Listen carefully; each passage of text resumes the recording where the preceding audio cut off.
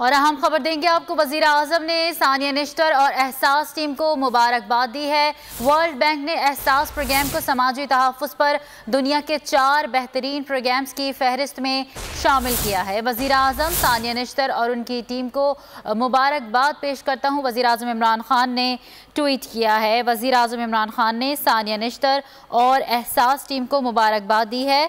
World bank ने एहसास programme को समाजी तहफ़्फ़ुज़ पर दुनिया के 4 बेहतरीन प्रोग्राम्स की फहरिस्त में शामिल किया है। सानिया निश्तर और उनकी टीम को वज़ीर आज़म इमरान खान ने ट्वीट के ज़रिए मुबारकबाद दी है। वर्ल्ड बैंक ने एहसास प्रोग्राम को समाजी तहफ़्फ़ुज़ पर दुनिया के 4 बेहतरीन प्रोग्राम्स की फहरिस्त में शामिल किया है। वज़ीर आज़म इमरान खान ने सानिया निश्तर और एहसास टीम को मुबारकबाद दी है।